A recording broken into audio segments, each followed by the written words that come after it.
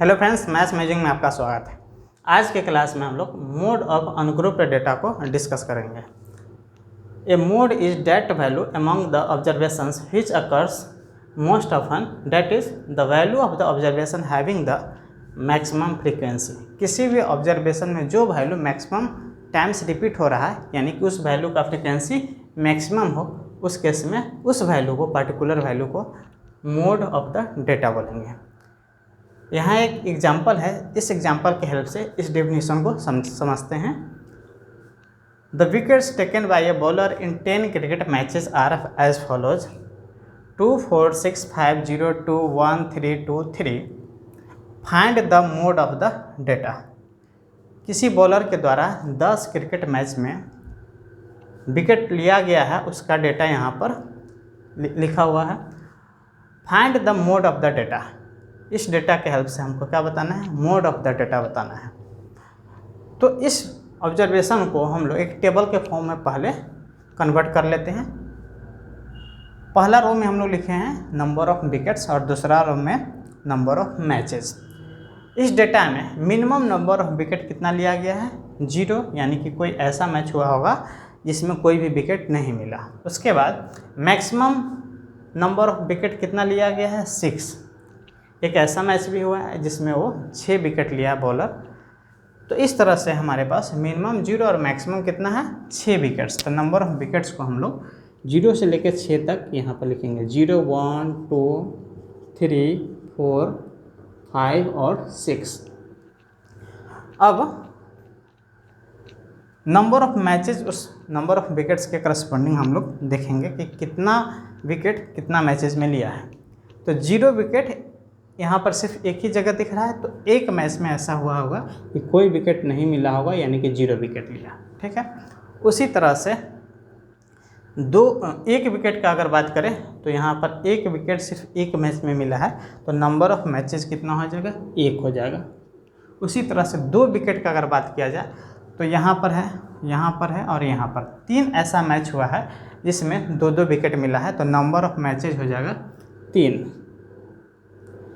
उसी तरह से 3 विकेट्स का अगर बात किया जाए तो यहाँ पर देख रहे हैं 2 मैच है ऐसा है जिसमें 3-3 विकेट मिला है, तो नंबर ऑफ मैचेज हो जाएगा 3 के सामने 2।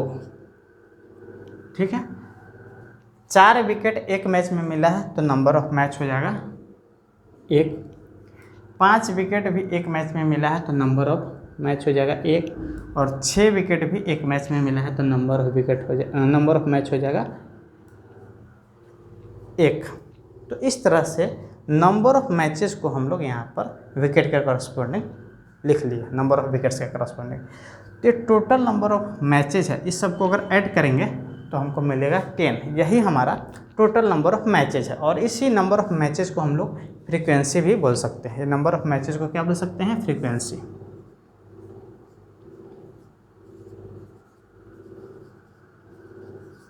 ठीक है। तो मोड फाइंड करने के लिए हम लोग देखेंगे कि किस डाटा का फ्रीक्वेंसी सबसे ज़्यादा है, वही वैल्यू, जिस वैल्यू का फ्रीक्वेंसी सबसे ज़्यादा है वही वैल्यू क्या होगा? मोड ऑफ द डेटा होगा। तो यहाँ पर फ्रीक्वेंसी यानी नंबर ऑफ मैचेस देखेंगे कौन सा ज़्यादा है, कहाँ पर ज़्यादा है।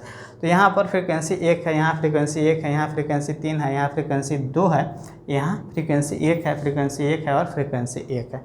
तो मैक्सिमम फ्रीक्वेंसी जो है यहाँ पर हम देख सकते हैं कि 3 है। मैक्सिमम फ्रीक्वेंसी क्या है? 3 है मैक्सिमम फ्रीक्वेंसी।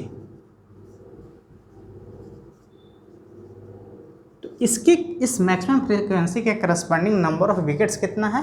2। मैक्सिमम फ्रीक्वेंसी के करस्पॉन्डिंग नंबर ऑफ विकेट्स कितना है? 2 है। तो 2 हमारा क्या हो जाएगा? मोड ऑफ द डेटा हो जाएगा। 2 क्या हो जाएगा? मोड ऑफ द डेटा हो जाएगा।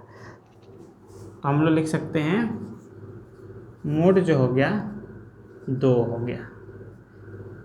कितना मैचेस में 2-2 विकेट लिया गया है? तो 3 ऐसा मैच हुआ होगा जिसमें 2-2 विकेट लिया गया है, यानी कि मैक्सिमम फ्रीक्वेंसी 3 हो गया और मोड कितना हो गया? 2 हो गया। ये मोड नहीं होगा, फ्रीक्वेंसी मैक्सिमम के करस्पॉन्डिंग जो वैल्यू होता है डाटा का, उसको हम लोग मोड बोलते हैं। इस डेटा को भी ऑब्जर्व करके हम लोग देख सकते हैं। तो यहाँ पर तो छोटा डाटा था, इसीलिए हमने हम यहाँ इसको टेबल के फॉर्म में इसलिए बना दिया ताकि स्टैंडर्ड फॉर्म में हम समझ पाए। इसको यहाँ से भी हम लोग देख के डायरेक्ट बता सकते हैं कि जो 2 है वो मैक्सिमम टाइम रिपीट हुआ है, इसीलिए मोड 2 होगा। लेकिन इसको हम लोग टेबल के फॉर्म में, स्टैंडर्ड फॉर्म में ला के तब समझे कि मोड किस तरह फाइंड करेंगे और मोड कैसे हम लोग निकाल पाएंगे किसी भी क्वेश्चन का। ठीक है, तो मोड इस तरह हम लोग समझ गए कि किसी भी डेटा में जो वैल्यू मैक्सिमम टाइम रिपीट हो, यानी कि फ्रीक्वेंसी जिसका ज़्यादा हो, वही हमारा क्या होगा, मोड ऑफ द डाटा। ठीक है, अब यहाँ पर एक नोट लिखा हुआ है, इस नोट को समझते हैं क्या है। The data is said to be multi modal if more than one value में have the same maximum frequency. कोई भी डेटा मल्टी मोडल हो सकता है, उसको मल्टी मोडल बोलेंगे अगर एक से ज़्यादा वैल्यू, एक वैल्यू एक से ज़्यादा बार, एक वैल्यू एक से मोर देन वन वैल्यू में have the same maximum frequency. एक से ज़्यादा वैल्यू का मैक्सिमम फ्रीक्वेंसी क्या हो, सेम हो। एक से ज़्यादा वैल्यू का मैक्सिमम फ्रीक्वेंसी सेम हो, उस केस में हमारा डेटा होगा मल्टी मॉडल। ठीक है, जैसे इस एग्जांपल में ऐसा होता, अगर यहाँ मैक्सिमम फ्रीक्वेंसी 3 है 2 के करस्पॉन्डिंग, अगर ऐसा होता कि 5 के करस्पॉन्डिंग भी मैक्सिमम फ्रीक्वेंसी 3 ही आता, मतलब 5 विकेट 3 मैचेज में लिया गया होता, तो इस 1 की जगह क्या होता, 3 होता। तो यहाँ भी फ्रीक्वेंसी 3 और यहाँ भी फ्रीक्वेंसी 3 होता, तो ये 3 यहाँ भी मैक्सिमम है और यहाँ भी मैक्सिमम फ्रीक्वेंसी है। तो 2 ऐसा वैल्यू हो रहा होता जिसका मैक्सिमम फ्रीक्वेंसी सेम होता है। यहाँ भी मैक्सिमम फ्रीक्वेंसी 3 और यहाँ भी मैक्सिमम फ्रीक्वेंसी अगर 3 होता, तो उस केस में मोड यहाँ 2 होता और मोड 5 भी होता। तो उस केस में हमारा क्या होता, डेटा मल्टी मॉडल कहलाता है। ठीक है, लेकिन इस केस में मोड एक ही है, एक से ज़्यादा अगर मोड हो जाए तो वहाँ पर डेटा मल्टी मॉडल हो जाएगा। ठीक है, थैंक यू। आज के लिए इतना ही, फिर मिलते हैं नेक्स्ट क्लास में नए टॉपिक के साथ। Thank you.